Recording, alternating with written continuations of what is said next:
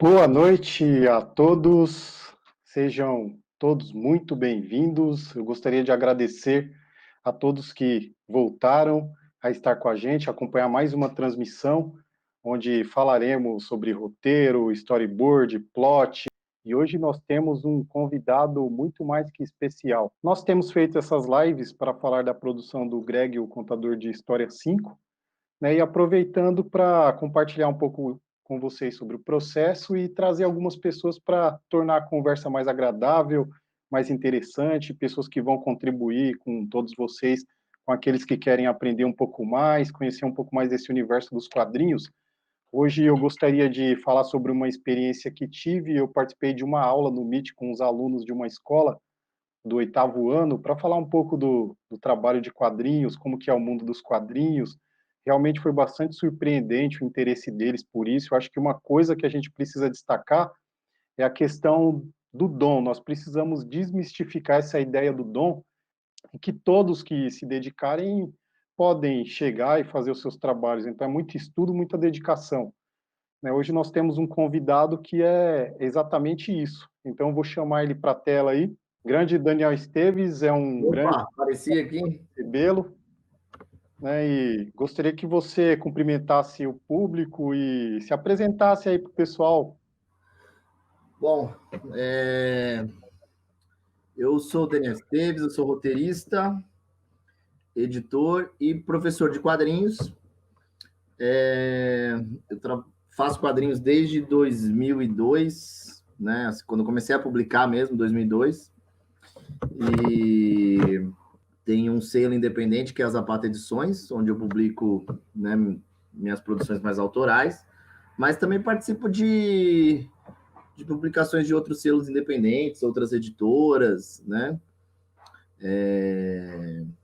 E tem também uma escola de quadrinhos, que é a HQ em Foco, que é aqui na Vila Prudente, né? Zona Leste de São Paulo. Né? Então, eu divido aí meu tempo entre as atividades dos cursos, né? Que eu coordeno, tal, da escola. Também dá uma aula lá o Samuel Bono e o Al Stefano, além de outras figurinhas aí que estão sempre participando das nossas atividades por lá, tal. E as atividades de produção mesmo, né? Seja do meu selo, seja para outras editoras ou qualquer coisa do tipo, né? Eu tô Daniel, que eu tô morrendo, tá muito calor. Tá mesmo. Eu até me preparei aqui nesse momento, assim, meio rápido. Peguei um mini cooler aqui para sobreviver ao calor aqui. E daqui a pouco eu vou abrir uma cerveja, mas no momento eu tô tomando uma cachaça aqui. E Daniel Esteves, você é editor, é roteirista, autor de quadrinhos, né? Tem uma extensa lista aí de quadrinhos publicados. Você tem alguma aí em mãos, próximo, para mostrar? Eu tô aqui falando de roteiro e falando do pote de comida do Zapata. Zapata é meu chefe. Né? Mostra o Zapata aí pro pessoal. Vem aqui. Ele não quer vir aqui porque ele tá com um potão de... Ah, agora ele veio. Pronto. Vem aqui, Zapata. Ele tá comendo um marmitex que eu comi hoje aqui. Vem aqui. Aí ele tá muito afim do meu marmitex aqui, ó. Ai, tá com arroz. Vai lá, vai comer meu marmitex. Tem arroz em cima dele, peraí. Mas enfim, deixa eu mostrar alguma coisa aqui, né? Os mais recentes foram... Desculpa, gente, é que eu tô em casa e eu trouxe uma caixa de livros aqui que eu preciso fazer uns pacotes para mandar pro correio. Então eu trouxe uma caixa de livros e eu ia pegar os livros para mostrar aqui da caixa e deixei a caixa longe, né? O mais recente... assim mesmo. O mais recente, você vê que o cooler onde está a cerveja eu não esqueci, mas os quadrinhos... Isso você... Né? O mais recente que eu lancei foi esse daqui, Sobre o Tempo que Estive Morta, que foi um edital da Prefeitura de São Paulo, roteiro, edição meus, né? Aí desenho da Sueli Mendes, do Pedro Okuyama e do Wanderson de Souza. É a história de uma escritora em crise que ela volta para a cidade natal dela, tentando resolver alguns problemas do passado, tá, para ver se desbloqueia a escrita dela, e lá ela descobre que está morta, Então tem todo um mistério em torno disso, tal, né? Dessa questão aí, tá morto, tá vivo, o que porra tá acontecendo, né? Ano passado também eu lancei o Último Assalto, que é meu maior quadrinho até o momento, que foi em parceria com o Alex Rodrigues. O Último Assalto, inclusive, o Sobre o Tempo acabaram de ser indicados aí ao HQ Mix e tal, né? O Último Assalto de publicação nacional e de publicação independente e de roteirista, e o Alex como desenhista, e o Sobre o Tempo como publicação de aventura, terror e fantasia, né? O Último Assalto é um drama policial de boxe. Eu fico virando errado aqui, assim, é para virar assim. É um drama policial de boxe ambientado em São Paulo.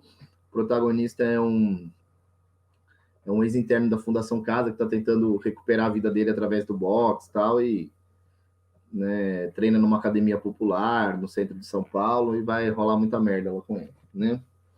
Tem um quadrinho que eu faço há algum tempo, que é o São Paulo dos Mortos, né? São Paulo dos Mortos eu comecei em 2013 e tenho publicado aí esporadicamente alguns volumes, né? Saíram até agora 4 volumes. Eu nunca tive muito essa questão de fazer uma série, de me manter num tipo de história, né? Eu quero contar histórias variadas, de personagens diferentes, de estilos diferentes e tal. Então, o São Paulo dos Mortos é uma dessas incursões com série, né? Que eu lancei esse daqui em 2013. São Paulo dos Mortos é uma série de zumbi em São Paulo, né? Aí esse daqui foi em 2014.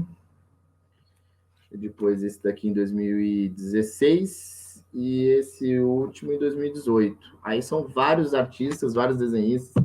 Tem histórias em vários lugares de São Paulo. Tem o Alex Rodrigues desenhando, tem o Al Stefano, o Samuel Bono, o Ibrahim Robertson, a Sueli Mendes. Deixa eu desligar o som aqui, que começam a me mandar mensagem aqui e de repente entra um som indevido. E aí tem histórias em vários lugares de São Paulo, com vários personagens diferentes, né? Algumas histórias mais políticas, outras mais engraçadas. Tem participações nada especiais de algumas personalidades não muito benquistas por mim, né? Teve participação do Alckmin, na época como governador, teve a participação do Edir Macedo, de alguns outros aí, né? É isso. Aí são histórias. Aproveitando, Daniel. Oi? Fazendo uma pausa, aproveitando, gostaria de agradecer a presença do Pablo Ryan, da Ana Guimarães, minha linda, do grande Alex Rodrigues está com a gente aí, a Dília, que me convidou hoje para participar da aula no Colégio Construtivo, o Armindo, né, o grande Armindo, o Adriano Araújo Panda, grande Adriano, o André Vázios, temos a honra de ter o André Vázios com a gente aí, grande André Vázios, Vicente, grande Vicente, olha o Sandro Vaza, Sandro Merg, grande Sandro, e temos a presença aí de vários camaradas mesmo, no sentido real da palavra, né, aí com a gente, e gostaria aqui de fazer uma ponderação, né, a Ana traz aqui a fala, estudo e dedicação, mas para potencializar e democratizar o acesso é necessário também oportunidades, então acho que fica necessário considerar isso e acrescentar aquela fala que eu disse sobre o estudo. É necessário estudo, dedicação, esforço, mas o poder público também precisa fazer a sua parte, estar presente aí, principalmente nas periferias, nas pessoas das minorias, atendendo ou levando cultura e acesso às pessoas das minorias também. Então, nós temos também esse outro lado. Né? Sabe, e aí nós vemos... aproveitando esse assunto rapidinho, assim, tem uma coisa que eu fiz durante uns bons anos, né? Tem a escola, aqui em Foco e tal, mas tem uma coisa que eu fiz durante alguns anos, era um programa da Prefeitura de São Paulo, muito legal, que chamava... No começo chamava Fanzines nas Zonas de Sampa, depois mudou para Quadrinhos nas Zonas de Sampa. Só esse nas Zonas de Sampa que parece que é outra coisa, né? Mas, no caso, eram mini cursos de 3, 4 meses, nas bibliotecas públicas de São Paulo, espalhadas por tudo quanto é canto da cidade, com vários profissionais de quadrinhos, de ilustração, etc. Né? Então, eu dava aula, por exemplo, o Sam Hart dava aula nesses cursos, Marcos Venceslau, o Will, vários artistas aí de quadrinhos, e, putz, era muito legal, porque o curso ele tinha uma proposta de produzir um zine mesmo, então a galera saía do curso, tinha um último dia de aula lá que era meio que um evento, onde lançavam os zines de todas as bibliotecas, e a molecada trocava zines ali entre elas e tal, e alguns desses daí já estão por aí despontando, produzindo quadrinhos e tal, então, assim, é o tipo de política pública muito importante, que infelizmente, quando mudou o governo para o Dória, foi interrompido, né? Voltou timidamente com o Covas, mas muito, muito timidamente, assim. Antes era uma coisa muito mais democrática. Mano, eu dei aula em praticamente todas as regiões de São Paulo. Eu dei aula em Ermelino Matarazzo, Itaquera, São Miguel, Parada de Taipas, Santana, Aricanduva, Sapopemba. Nossa, eu dei aula em biblioteca pra caceta. Era muito legal. E aí você vê a importância dessas ações, você mesmo disse, né, dos que já estão despontando aí, produzindo, o que deixa claro que a oportunidade é extremamente importante, né, para que essas pessoas alcancem o seu potencial, né, e, bom, eu interrompi, né, quando você estava mostrando seus trabalhos, nós temos aí o Riff Sereno, que chegou também, né, temos aí o Alex Rodrigues falando sobre o último assalto e tirando uma casquinha aí de você, né? Roteiro mais ou menos, e o desenho bom porque foi ele que fez, né? Para quem não sabe, o Alex Rodrigues desenhou o último assalto, né? Nós temos aí o Vicente cumprimentando a gente, né? E aí nós temos também a pequena Lívia, ela escreve faz os comentários no perfil da mãe da Ana. A Lívia é uma menina linda e muito inteligente, tem 6 anos e já desenha bastante. Aí ela tá sempre acompanhando a gente aí. Eu vi ela na live da Larissa, que eu acompanhei, ela estava lá também. Eu tava lá, então ela tá aí com a gente de novo, a pequena Lívia, né? Tô Junto com com bebê. a É mãe, proibido beber aqui. junto com a mãe, que é a minha linda aí, que vem me acompanhando e me ajudando aí nos bastidores, inclusive nos comentários aí dando alguns, né? Aí, ó, o Alex Rodrigues falando que você é bacharel nos roteiros, e eu concordo, né? E, bom, como você mesmo disse, você esqueceu de deixar os livros perto, mas não esqueceu do cooler, né, sem vergonha. Mas vou abrir de novo aí para você continuar mostrando os seus trabalhos e para o pessoal perceber, é muita coisa, né? Você mostrou uns 3 aí, mas tem coisa pra caramba. Depois a gente vai abrir uma aba do site lá para dar uma olhadinha, né? Aqui os que eu estou mostrando são os do meu selo, né? Tem várias outras coisas que eu participei de outras editoras, né? São mais de 50 publicações entre coletâneas, etc. Né? Mas os que estão aqui comigo mesmo são os do selo. Né? Eu tinha mostrado o São Paulo dos Mortos, um outro muito importante, que o selo chama Zapata Edições, então foi um quadrinho acho que, essencial de ter feito, porque eu sou formado em História, eu fiz faculdade de História, e durante muito tempo eu pensei em fazer esse quadrinho, então quando eu finalmente tomei vergonha na cara de 2014, 2015, né, que eu produzi ele de fato, né, com o Alex Rodrigues e o Al Stefano, que é um quadrinho histórico, onde eu mostro aqui direito, eu sou meio burro, sobre a Revolução Mexicana, sobre Emiliano Zapata, né, a Revolução Mexicana foi a primeira revolução mais social da América Latina e tal, e o Zapata foi um dos líderes da revolução que lutou pela devolução das terras para os camponeses pobres, os índios, pela coletivização das terras, né? E uma série de outras coisas que são tratadas aqui dentro desse livro. Então, foi um quadrinho que tem mais essa pegada histórica, né? Uma pesquisa bem grande e tal, e que demandou aí um processo longo, né? E assim, tenho um certo orgulho desse trabalho. Não foi o único quadrinho histórico que eu fiz, além de pequenas historinhas, às vezes em alguma coletânea, eu também fiz outros 2 álbuns que foram para a editora Nemo, um sobre Canudos, que chama A Luta contra Canudos, e o outro chama Herança Africana no Brasil, né? Esses 2 vocês encontram por aí nas Amazons e livrarias da vida, foram publicados pela editora Nemo, né? Tem umas outras 2 sériezinhas que eu fiz, né? Uma eu faço e a outra eu já fiz, além do São Paulo dos Mortos. Uma delas é o Pelota, que é esse gibizinho pequenininho, né? Até para vocês terem uma dimensão, né? O Zapata e o Pelota, né? Pelota é um quadrinho, além de amar quadrinhos e etc., eu também amo futebol. Então é um quadrinho de futebol que eu faço. Eu comecei em 2014.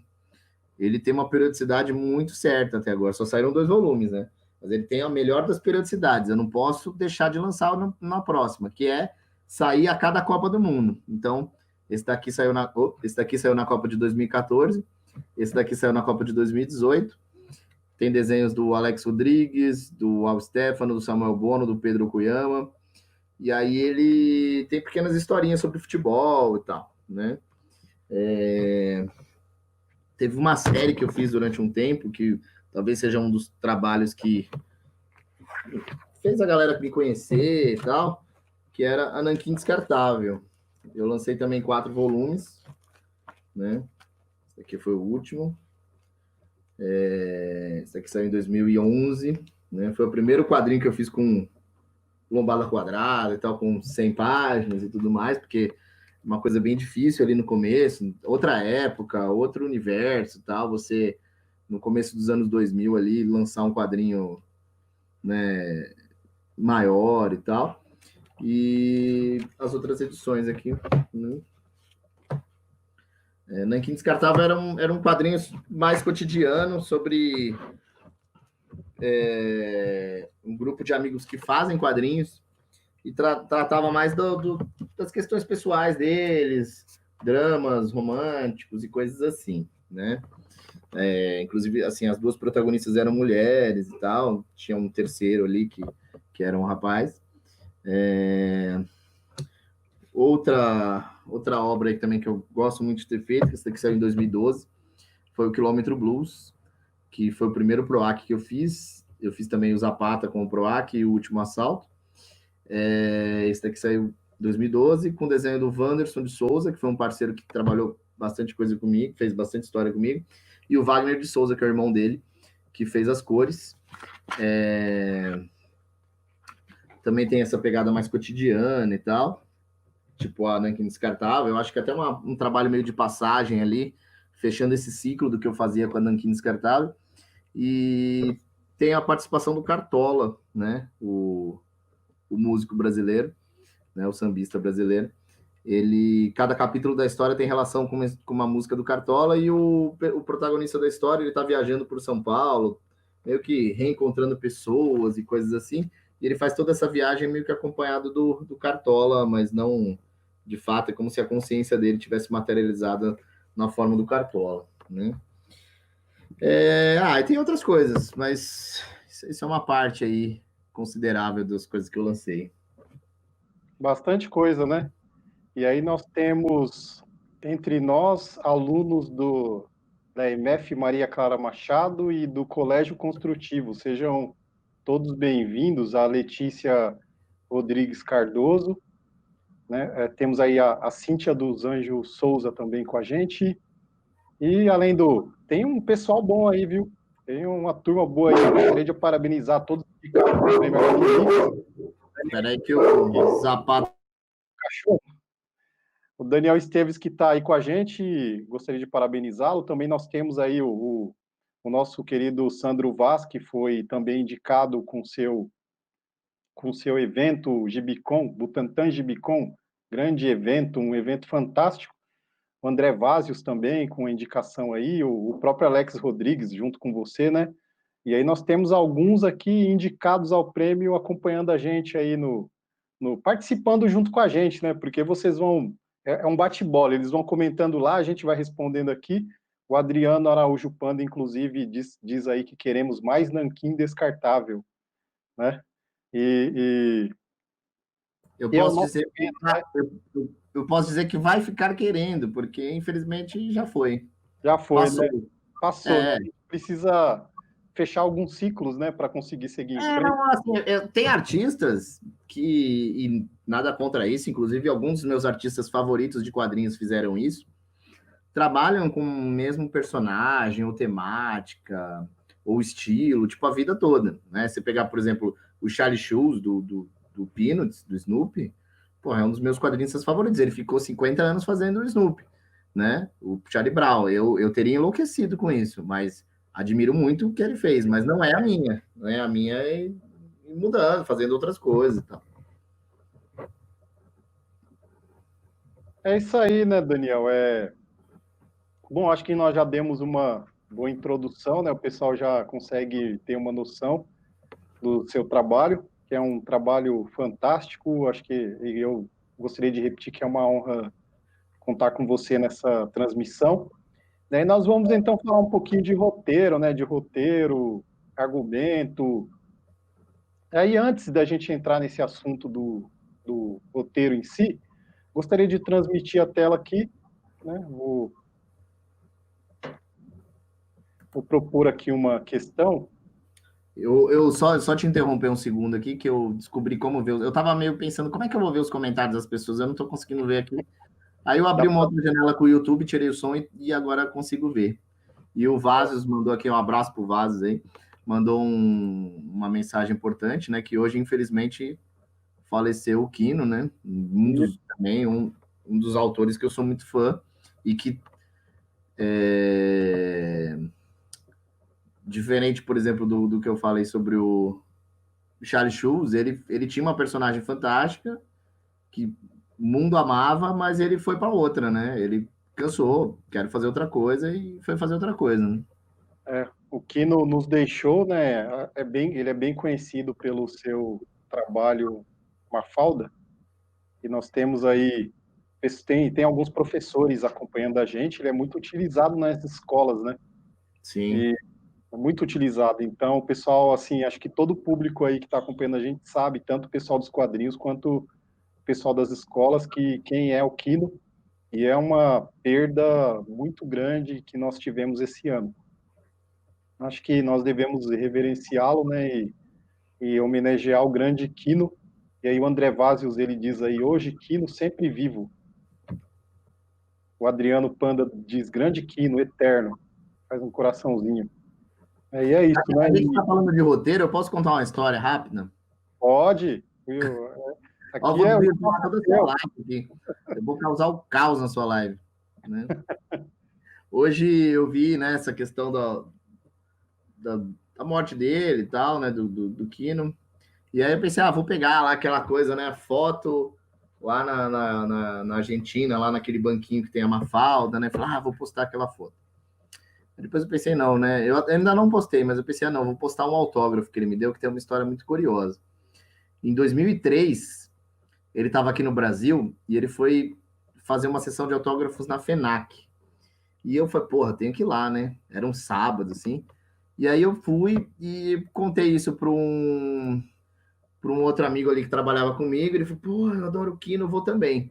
Só que eu tava ali com a minha toda Mafalda, né? Aquela coisa grandona e tal. E ele, meio desprevenido, sem nada. Ele pegou 2 papel canson, né? Falou, vou com esse canson mesmo, foda-se. Vou pegar um desenho dele lá. Aí, beleza, chegamos lá. Tinha uma fila enorme, assim, não só para a gente chegar no Quino, mas das pessoas que estavam atrás da gente. O meu amigo foi antes de mim, pegou 2 baita desenhos do Quino, né? Ele pegou um para ele e um para a irmã dele. E aí chegou a minha vez. Na hora que chegou a minha vez, o Quino desenhou os olhinhos da Mafalda, né? E aí chegou uma funcionária da FENAC e falou para ele, senhor Quino, o senhor vai ficar até às 8, né? Isso devia ser tipo 5 da tarde, sabe? E a gente já tava lá há um tempo. Ele falou, não, eu vou ficar até às 7. Não, até às 6, sei lá, uma coisa assim. Aí a mulher, não, você vai ficar até às 8. Ele falou, não, é até às 6. O combinado é até às 6. Foi o que me passaram. Aí a pessoa, nossa, mas é que a gente achou que era até às 8, então a gente não distribuiu senha. E não vai dar para você atender todo mundo até às 6. Então você vai ter que ficar até às 8. Aí ele olhou para ela assim, deu uma bufada, né? Meio caceta, né? Me ferrei. Aí ele só escreveu só botou a assinatura dele e não terminou meu desenho. Meu desenho dele só tem os olhinhos da Mafalda. porque a menina da FENAC me atrapalhou. Estragou meu momento lá com o Quino. E meu amigo que levou 2 papel canção sujo, saiu com os 2 desenhos lindos do Quino completo, inteirão e tal. Mas é por isso, isso deixa mais valioso o trabalho, né? É um trabalho em construção, não é um... É como... é um trabalho em construção, acho que vale até mais, né? Vamos ver pelo lado bom. Mas não teve como não rir, muito boa a história. Né? E eu gostaria também, eu passo aqui pelos comentários, a Larissa Palmieri também está entre a gente, bem-vinda, Larissa. A Larissa, acredito que também foi indicada ao HQ Mix, então parabéns por mais essa indicação. E nós estamos cheios de talentos aí nos comentários. Mas é muito legal isso aí, né? Tipo, essa vida, né, dos quadrinistas, assim, dos eventos. A gente tem muita história para contar, né? Sim. E aí, né? E aí, dando sequência à nossa proposta, eu vou abrir aqui uma telinha para a gente pensar numa coisa. Teste de Bechdel. Para quem não sabe, a Alison Bechdel, ela é uma quadrinista, né, uma cartunista, e uma das tiras dela, uma de 1985, ela fez uma tira chamada A Regra, que tem esse diálogo, né? Uma pessoa, uma mulher só assiste um filme se esse filme obedecer essas 3 regras. Deve ter pelo menos 2 mulheres, elas conversam uma com a outra sobre alguma coisa que não seja um homem. Então, cada dia eu estou trazendo alguma coisa de roteiro, assim, para a gente pensar, né? Então, cada dia eu trago. E aí, hoje eu trouxe o teste de Bechdel, para a gente pensar um pouco. E aí, vamos conversar um pouco sobre isso. Quando nós estamos fazendo o nosso roteiro, o nosso trabalho, nós precisamos pensar em maneiras de incluir, né, de incluir todas as minorias e tornar esse trabalho mais diverso, vamos dizer assim. E o machismo, ele é estrutural, na verdade, é estrutural, ele está enraizado em nós que somos, nós carregamos um machismo culturalmente. Então, nós precisamos pensar essas questões e avaliar sempre o nosso trabalho, como que as pessoas estão sendo representadas, como as minorias estão sendo representadas, e aí a gente traz esse pequeno teste que provoca a gente em algumas questões, né? Porque muitas vezes, quando a mulher aparece num roteiro, já que a gente está falando de roteiro, ela aparece apenas para ser o par do galã, do herói, vamos dizer assim, para ser o par, para ser alguém que é um acessório, um personagem de segunda, né? E aí nós temos essa provocação. E eu quero dizer que eu preciso me policiar ainda quando estou fazendo meus trabalhos, eu preciso estar avaliando, estar pensando nessas questões, né? Mas eu acho que o teste de Bechdel é bem interessante, né, para a gente pensar essas coisas. Eu acho que não é uma coisa absoluta em si, né? Ela é um tipo de generalização para fazer a gente refletir, né? Porque quando a gente trabalha no automático, o automático é o quê? O automático é um fruto de tudo aquilo que a gente consumiu na vida, né? Tudo aquilo que a gente leu, tudo aquilo que a gente assistiu, tudo, né? Os quadrinhos, os filmes, os livros, e tudo isso num caldeirão ali, as minorias no geral, né? Ou as mulheres, ou seja o que for, elas sempre foram meio subrepresentadas, né? Então, no automático, a gente subrepresenta também, né? Se a gente não para pensar, a gente subrepresenta. Ou quando a gente coloca, se a gente não para refletir, quando a gente coloca isso estereotipado, né? Então, é importante a reflexão. Eu só acho que a gente não pode encarar isso como uma coisa absoluta. Ah, então, deixa eu folhear esse quadrinho. Ah, não tem nenhuma mulher, então é um quadrinho machista por si. Não, não necessariamente. É uma coisa importante para a gente olhar e refletir, mas não quer dizer que necessariamente ou seja, né? Isso seria um pequeno teste, né? Um teste, como diz, né? O teste. É para propor uma reflexão mesmo. Sim, sim. Assim, eu penso que, não necessariamente, dependendo do que você está contando, vai ter uma mulher na sua história, mas quando há uma mulher na sua história, como ela está sendo representada? Então, acho que isso também é caso a ser pensado, ou quando há uma pessoa da LGBT, ou quando há um negro, ou quando há pessoas que fazem parte das minorias, como essas pessoas são representadas, né? Então, a gente precisa sempre questionar e perguntar sobre essas questões, né? Gostaria de aproveitar e apresentar a Lívia. A pequena Lívia chegou aqui. Olá. Tudo bom? Sim. Você tá bem? Tá desenhando aí? Tá. Essa é a Lívia. Olha como ela é linda. E ela é a nossa principal... Ela acompanha a gente aí, nossa principal telespectadora. O Sandro disse que fofa. Eu Ela é quero linda. saber se durante a live aqui você vai me desenhar. De repente. Ela que ela desenha, hein? Estou curioso aí para saber. Então. E aí, assim, essa foi a provocação do dia, né? Mas vamos voltar, então, à nossa Só conversa. dentro da provocação em si, rapidinho. Assim, eu digo isso enquanto experiência mesmo durante a produção, né? Eu não quero me colocar de alguma forma como exemplo de nada, eu só tento fazer algo que não fique no automático e faça as minhas histórias terem um pouco mais de representatividade no geral, né? Então, a Nanquim Descartável mesmo, que foi um quadrinho que eu comecei em 2007, as protagonistas são mulheres que fazem quadrinhos. E quando eu comecei essa HQ, em 2007, eu escutei de muito homem lá que faz quadrinhos. Ah, mas 2 mulheres fazem quadrinhos? Não, mas pô, devia ser 2 caras, né? Porque nem tem tanta mulher que faz quadrinhos, não sei o quê. E já tinham, né? Sempre teve, né? Desde o começo dos quadrinhos sempre tivemos mulheres fazendo quadrinhos, mas elas sempre foram invisibilizadas, não deram espaço para elas, etc. Hoje, ainda bem que alguma coisa está diferente, as mulheres estão conseguindo um pouco mais de espaço. Mas é curioso como em 2007, quando eu comecei isso, as pessoas olhavam, mas 2 mulheres, né? As pessoas não, né? Os caras, né? Ou quando aparecia uma mina no rolê lá, ela era bombardeada, ainda é até hoje, mas assim, era bombardeada de uma forma sem freios de, não, você é mulher e faz quadrinhos, como é isso, não sei o quê, tipo, até encher o saco dela, e, né? Caceta, sou e faço quadrinhos, e beleza, vamos em frente, né? Bem assim, aproveitando, o Sandro Merga aqui tá tirando uma casquinha de você também aí, junto com o pessoal aí. Eu vou até dar uma olhada nos comentários aqui. Falou para a Lívia fazer uma bola que tá tudo certo. O Sandro Merga aí tá aprontando nos comentários. Né? E aí, Daniel, você faz o seu roteiro, argumento ou você faz o roteiro mesmo? Como é que é o seu processo para... Como você pensa, como você começa a elaborar esse seu trabalho de roteiro? Como que é esse processo, o seu processo de construção do roteiro? Tá.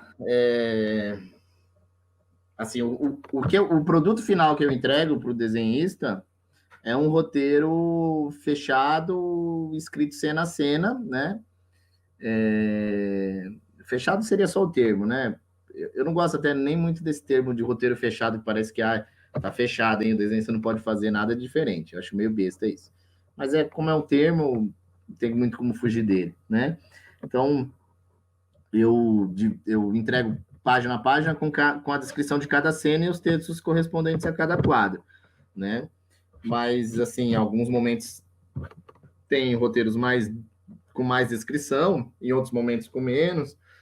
Depende da história, depende da cena, depende da página, depende das minhas intenções, depende da minha relação com o desenhista, né? Mas, no geral, o desenhista esboçando aquilo, aí a gente conversa, seja virtualmente, seja pessoalmente, para achar as melhores soluções para cenas, encontrar os melhores caminhos, se aquilo que estava escrito originalmente é o melhor, se o desenhista, de repente, dá alguma sugestão de alguma cena diferente do que estava, ou se eu vendo o esboço, eu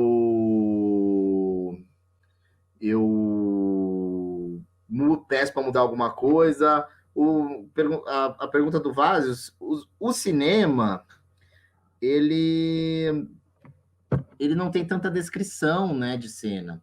O cinema, ele tem uma descrição muito básica, né, o audiovisual no geral, ele tem uma descrição muito básica da cena, não se fala em plano, não se fala em câmera, não se fala em nada disso. Se o roteirista ficar metendo isso no roteiro dele, as pessoas vão ficar putas com ele, porque tem o diretor de fotografia, vai ter o storyboard, tem um monte de coisa, né? Um monte de gente que vai decidir isso, né? Então, o roteiro de cinema, ele é menos descritivo do que esse tipo de roteiro que eu uso para quadrinhos, né? O roteiro de cinema, se for comparar com o de quadrinhos, ele pareceria mais com uma descrição geral da página, né? A colocação dos diálogos e você ambientar. Essa página se passa ali numa sala de interrogatório da polícia, aí mete os diálogos.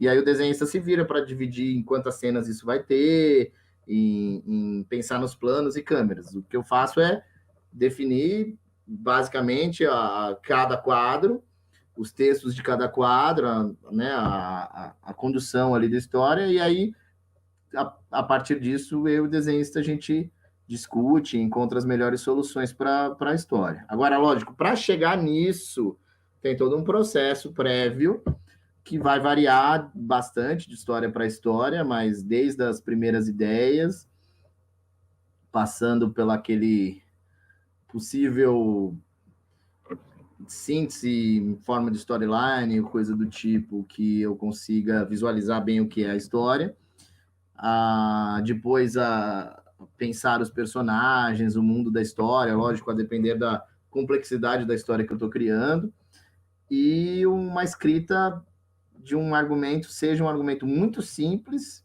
né? Seja um argumento jamais fechadinho, assim, tal.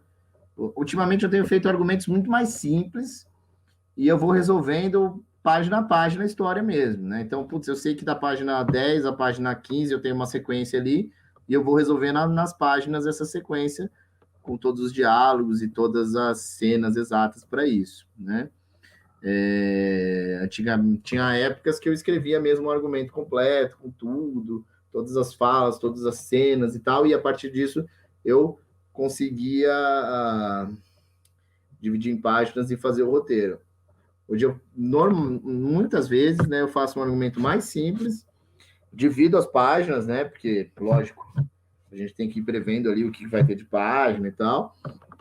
Às vezes eu posso ter uma história que eu tenho um número fixo de páginas, às vezes eu posso ter uma história que eu posso mudar um pouquinho, pode ter 92 ou 100, né? Agora, por exemplo, a história que eu estou fazendo atualmente, que é uma adaptação literária lá para uma editora, ela tem que ter 92 páginas, então eu tive que resolver ela nessas 92 páginas. Eu escrevi um argumento simples, fui, né? O argumento que eu fazia antes, né? O Alex falou aqui, né? Na verdade, esse pré-texto que eles chamam aí era o argumento. Aqui antes eu fazia um argumento mais desenvolvido. Depende mesmo da história, né? Às vezes, algumas histórias um pouco mais curtas eu faço isso ainda. Agora, histórias mais longas, às vezes eu não faço. Eu vou com base no meu argumento mais simples e vou dividindo em páginas e decupando as páginas e tal. Mas voltando ali, a história que eu estou fazendo, ela precisa ter as 92 páginas. Então, eu tenho uma estrutura definida de páginas. A página 1 vai acontecer tal coisa, 2, tal coisa, 3, da 1 a 92 desde o começo. Mas eu estou mudando isso. Tem hora que eu falo, putz, essa sequência eu tinha deixado 3 páginas, eu vou usar só 2. Então eu posso pegar essa uma para usar em alguma outra coisa. Deixa eu ver o que pode estar apertado aqui. Essa sequência aqui, acho que está um pouco mais apertado, eu vou jogar essa página aqui.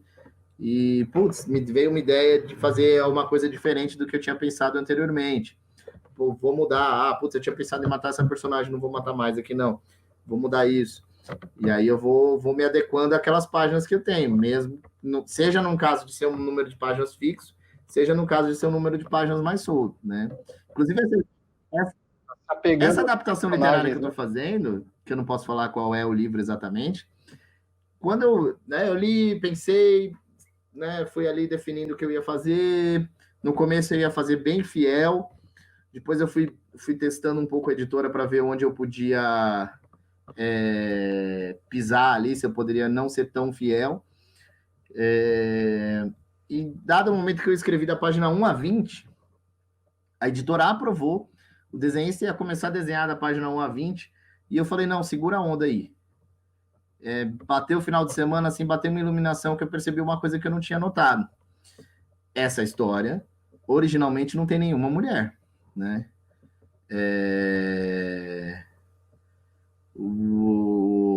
Eu vou botar alguma mulher nessa história, eu vou mudar alguma coisa aqui. Tipo, não é um argumento meu, né? Não é uma história minha, é uma adaptação literária. Então, o livro original não tem mulher. E aí eu fiz uma mudança ali de personagem para colocar uma mulher. Aí, lógico, eu queria botar essa mulher como personagem principal, mas não dava. Porque a personagem principal ali, não principal, mas um dos principais, principal mesmo não dava, mas um dos principais ali, mais importantes, é um advogado, né? E, putz, a história se passa no século XIX, não tinha como eu enfiar uma advogada ali. Ia deturpar completamente a ambientação histórica da história.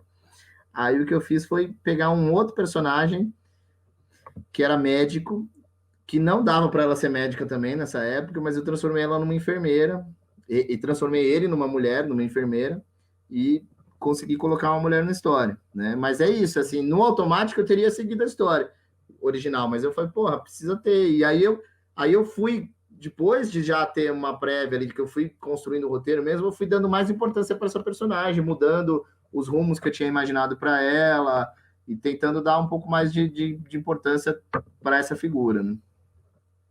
Isso tem acontecido bastante, né, Daniel, nas adaptações, inclusive adaptações de livro para séries, né?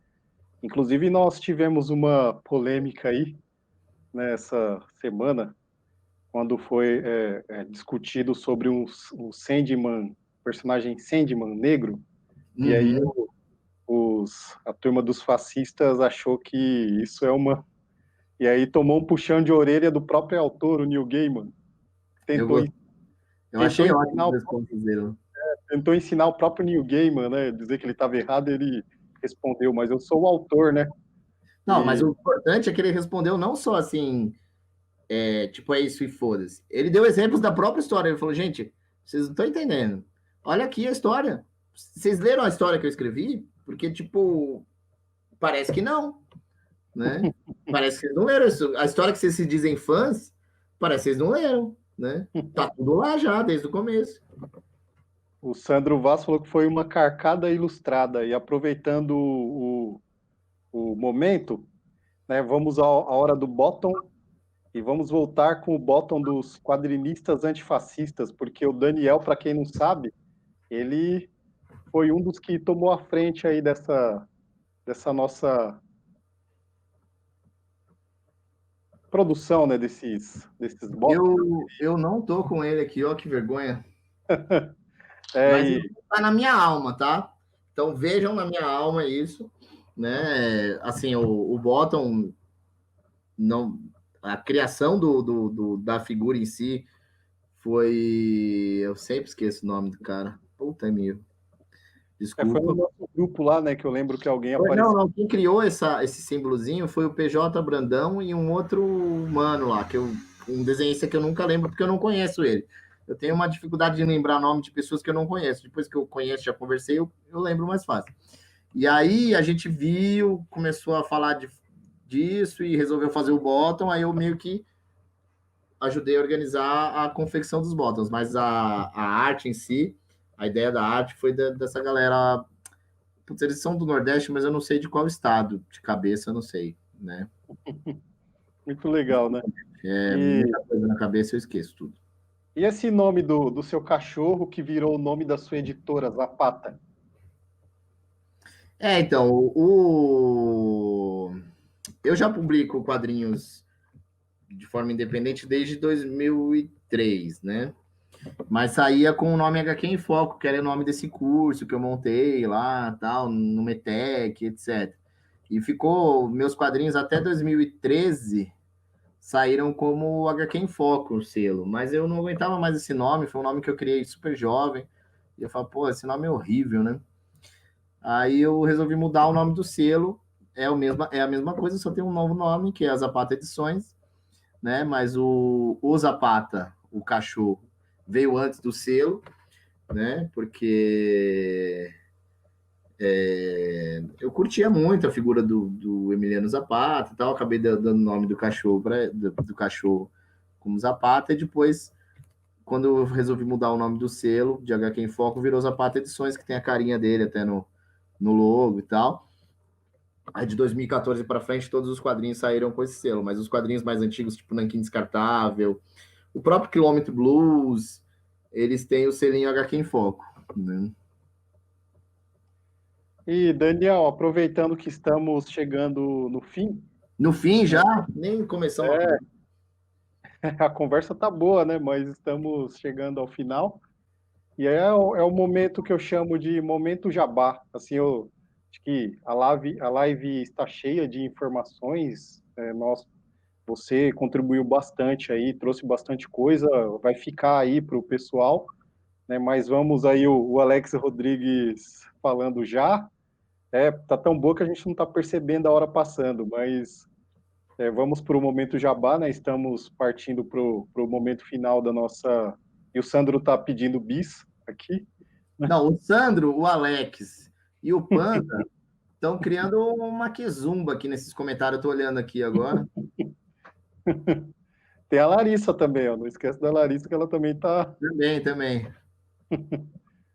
E aí, gostaria que você falasse um pouco como que as pessoas podem encontrar seu trabalho, né? E como elas podem adquirir. Quem quiser conhecer seu A trabalho, Larissa, a Larissa, inclusive, fez aula comigo de roteiro. E tá aí publicando um monte de coisa. Eu tô editando ela em 2 livros dessas adaptações literárias aí, que eu tô produzindo, que infelizmente a gente não pode falar quais são ainda. E o Alex também eu dei aula, mas o Alex eu dei aula faz muito tempo. Assim, tipo, é até mentira falar que eu dei aula para ele, porque eu era muito jovem. Mas o Panda também eu dei aula quando eu era muito jovem, né? Então eu só devo ter falado merda para eles. Mas a Larissa eu já falava menos merda, já sabia do que eu estava falando, né? Mas de momento jabá. Então, bom, os meus quadrinhos. vamos lá. Os meus quadrinhos vocês encontram no site zapataedições.com.br. Inclusive, tem vários lá estão com desconto por conta da pandemia e tal. Como a gente, infelizmente, não está podendo fazer eventos, essa coisa toda que a gente gosta tanto, que é onde a gente mais vende nossos quadrinhos, infelizmente não está rolando. Então, dá para comprar com desconto no site ou também em algumas lojas de quadrinhos. Então, vocês encontram, por exemplo, na Comics, na Ugra, na Monstra, Comic Boom. As lojas de São Paulo normalmente tem algum quadrinho meu. Acho importante também o pessoal que gosta de quadrinhos tentar dar um apoio aí para as livrarias pequenas, para as lojas de quadrinhos, bancas de quadrinhos, porque esse momento de pandemia também atrapalhou bastante a realidade dessas lojas, né? Então, vocês encontram aí nesses locais.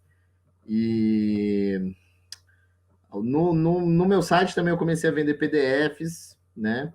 Devo colocar nessa semana ainda PDFs com desconto dos quadrinhos que estão indicados lá ao HQ Mix, ou seja, o Último Assalto, Sobre o Tempo que Estive Morta e o Salcerada. O Salcerada já não é roteiro meu, é do roteiro e desenho do Al Stefan. Assim, até um certo ponto, todos os quadrinhos das Zapata Edições eram roteiros meus. Mas mais recentemente, uns 2, 3 anos, eu comecei também a coeditar quadrinhos dos parceiros ali, de longa data, ou de alunos.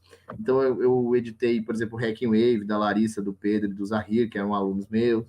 O Zé Murai, que é um projeto do Ricardo Souza, que não foi meu aluno, mas ele me chamou para escrever, eu não ia poder escrever, aí eu convidei os alunos para escrever e editei a revista. Tiveram 2 edições.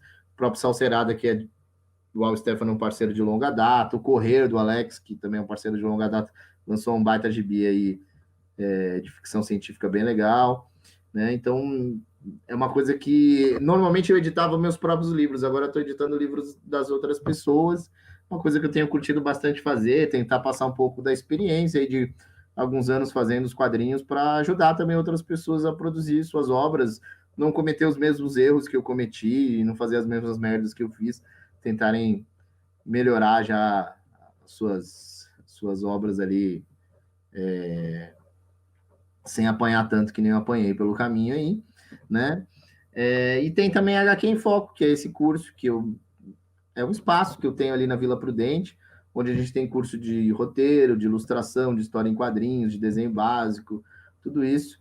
Então, se vocês quiserem conhecer, no momento a gente está com as aulas tudo virtuais, por conta da pandemia ainda, mas quem sabe aí, quando vier essa vacina, ou se a gente descobrir que a vodka russa lá cura o Covid, sei lá, a gente em breve, no ano que vem, imagino, a gente volte às atividades, né? Quando estiver mínimo de segurança, a gente volta às atividades físicas, mas por enquanto estamos virtualmente, atendendo os alunos virtualmente. E é isso, aproveitando que você falou aí sobre o início, né? E aí eu lembro daqueles eventos em 1999, ano 2000. Nós temos mais ou menos a mesma idade, né? Eu acredito que eu deva ser um pouquinho mais velha, aí, 2 anos. Você tem quantos anos? Tenho 42. Eu tenho 38. Então, Mais ou menos a mas idade. eu lembro daqueles eventos, o Cadu Simões, bem magrinho, bem novinho, vendendo homem grilo de Xerox, né? E você acompanhando, e eu lembro dessa época e tal. Era muito, assim, acho que todos nós partimos de um lugar, né? Acho que isso é bastante Sim. interessante frisar, né? Porque muitas vezes as pessoas que estão pensando em começar, né? Elas olham para frente do caminho e pensam, não vou conseguir e tal. Muito difícil, mas a gente começou numa situação que os nossos quadrinhos eram de xerox. Eu cheguei a tirar a área do papel, vazar a área do papel, abrir a tampa da xerox para criar a cor no eu queria, eu queria preto, filho, né? Nossa, Na eu época, lembro de distribuir. Eu lembro que as primeiras publicações que eu editei, que era um jornalzinho, eu fiz um jornalzinho que era gratuito e tal. Na época, quem começou isso foi o André Diniz, que é uma grande referência para mim, fazendo um jornalzinho meio ofício, ele fazia o informal. E aí virou uma coisa ali, mais outras pessoas fizeram, assim, tiveram uns 3, 4 jornais desse tipo, e eu fiz também, que era da HQ em Foco, tal, que era quase que um formato americano de quadrinho, só que um pouco mais comprido. E eu lembro de viabilizar isso através de anúncio, eu ia lá, academia, curso de inglês, não sei o que, pegava uns anúncios, viabilizava a publicação e distribuía isso gratuitamente. Então, eu ia lá na frente do Fast Comics, ali quando ainda era no prédio da Gazeta, 2003, coisa assim, ia lá distribuir. Assim eu conheci, por exemplo, Samuel Bono, que hoje é um parceirão aí que trampa comigo, dá aula comigo e tal, ele distribuindo também os inizinhos dele do Bucha, né? Então a gente dava uns pulos, né, para conseguir produzir. é Era muito verdade. difícil, né? E unir, né, ali o meio da página com as outras e tudo, era tudo assim, era uma luta muito grande. Hoje está muito mais fácil, né? Mas naquela época era um trabalhão, né? Tinha que Então pensar nessas coisas. Mas eu penso que foi assim muito aprendizado, né? Isso que também, assim, isso faz parte do nosso histórico e da nossa formação, tanto quanto profissional quanto pessoa, porque as nossas experiências se aglutinam, né, na nossa personalidade, nas nossas, na nossa subjetividade, nas nossas crenças e no nosso trabalho de hoje também, né? Nossa produção artística traz esse histórico e traz essas referências, né, que nós tivemos com esse tempo. Acho que isso é bastante interessante. E eu não Sim. tenho a mínima vergonha de falar desse passado, dessa construção. Eu acho que isso na verdade, é um motivo de orgulho, né? E acho que é isso, né? Nós não, como dizem aí, parece uma frase clichê, né? Mas ninguém nasce pronto, né? Eu posso contar mais uma historinha rapidinho aqui? Pode, vamos. Eu estraguei tudo sua Vamos ouvir. programação e tal. Mas a primeira revista, assim, que eu fiz mesmo, que foi a Nanquim Descartável, né? Que antes eu fiz esses jornalzinhos, aí participei de algumas revistas, participei da Quadreca, participei da Fronte, que era um livro de quadrinhos da editora Via Letra, que assim era meu grande sonho participar da Fronte e tal, na época. Participei em 2006, 2007, 2008. E a Nanquim Descartável, a primeira edição, essa aqui é das originais mesmo, né? Tô até no saquinho aqui. Mas essa edição aqui saiu em 2007, né? E eu lancei no FIC de 2007, que foi a estreia do Quarto Mundo, né? Quando a gente começou o coletivo Quarto Mundo, a gente pegou um stand lá no FIC, não existia mesa de artista ainda, né? Só tinha stand no FIC.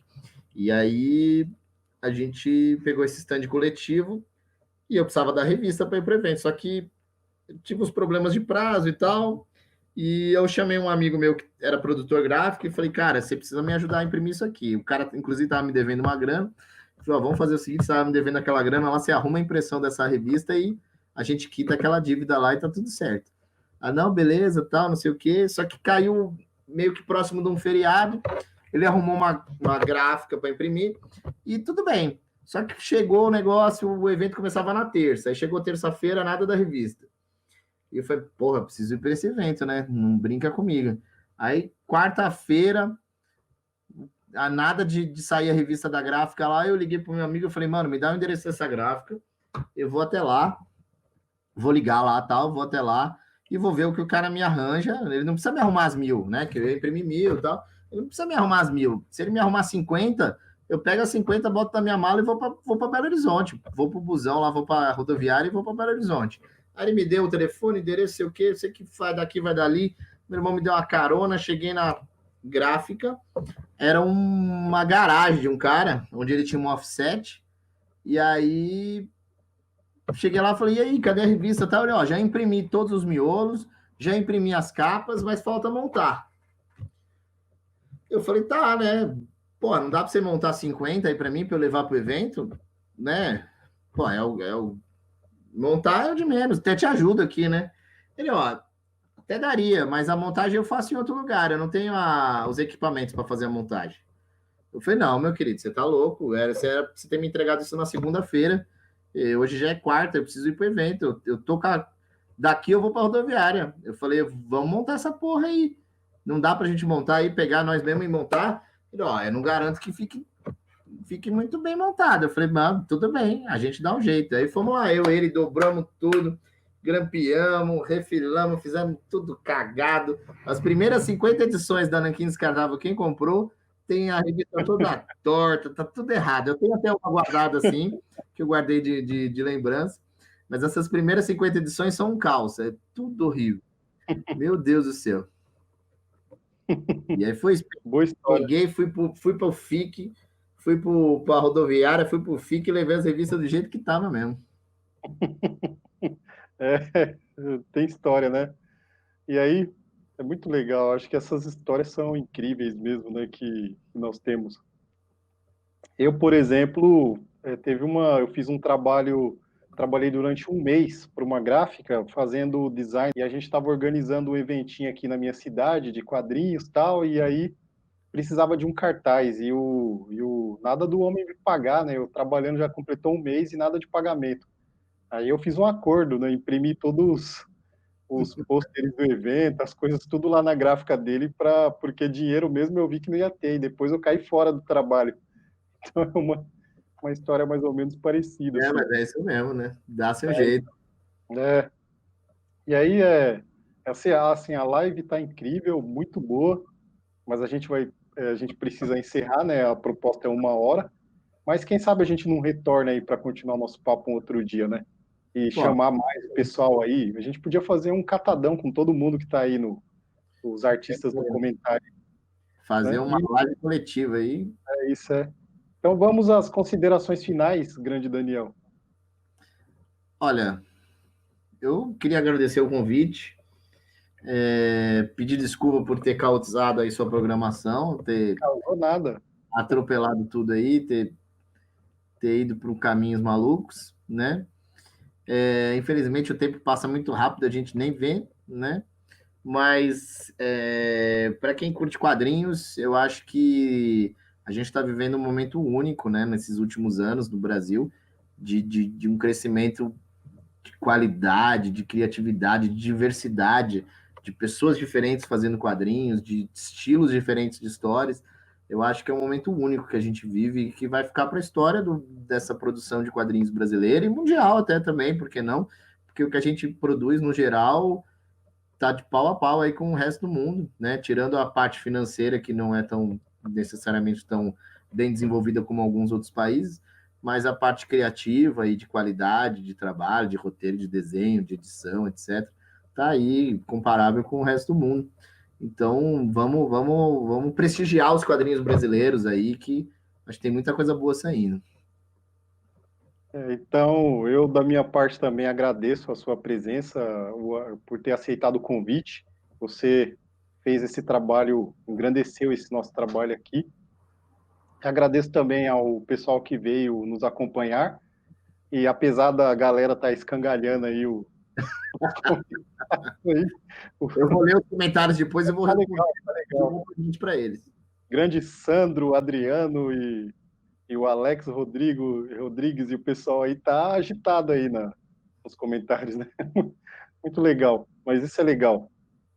Eu gostaria de agradecer a todos, muito obrigado mesmo por voltar, por estar com a gente mais esse momento. Acho que isso, num ano de pandemia, sem eventos, com contato reduzido com o público, esse tipo de ação tem trazido um pouco mais de ânimo para produzir e sentir um pouco a mesma distância, a gente acaba sentindo um pouco mais esse mundo dos quadrinhos, né? Que o mundo dos quadrinhos são as pessoas, né? É lógico, tem os quadrinhos, né? Mas os quadrinhos ligam as pessoas, né? Mas o mundo são as pessoas, né? E eu gostaria de agradecer a todos, e quem vai dar o tchau e vai encerrar a nossa live hoje é a pequena Lívia. Tchau. Aqui, ó, fala aqui. Tchau a todos. Tchau, Lívia. Continua desenhando. Tchau, pessoal. Um grande abraço a todos, um grande abraço, Daniel, e até a próxima. Valeu.